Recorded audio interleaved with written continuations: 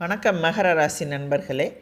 இந்த ஆடி மாதத்தை பொறுத்தவரை வாக்கு, தனம், குடும்பம் ஆகியவற்றை குறிக்கும் கும்பராசியில் சனி மற்றும் ராகுவின் சேர்க்கை ஏற்பட்டுள்ளது.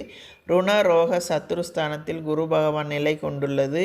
சனி மற்றும் ராகுவை தனது 9ஆம் பார்வையாக தோஷத்தை குறைக்கிறார்.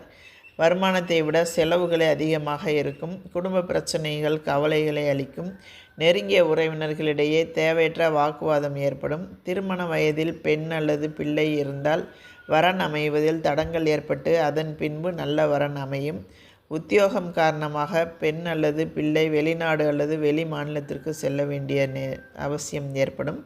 வேலை பார்க்கும் இடத்தில் பணிச்சுமை சக்திக்கு மீறியதாக இருக்கும். மேலதிகாரிகளின் அளவிற்கு அதிகமான கண்டிப்பு மனதில் வெறுப்பை ஏற்படுத்தும். சக ஊழியர்களின் மறைமுக பேச்சுகள் மன நிம்மதியை பாதிக்கும். தற்காலிக பணியாளர்களுக்கு வேலை நிரந்தரமாவதில் தடங்கல்கள் ஏற்படும். வெளிநாடுகளில் பணியாற்றி வரும் அன்பர்களுக்கு நிர்வாகத்தினருடன் கருத்து வேற்றுமை ஏற்படும்.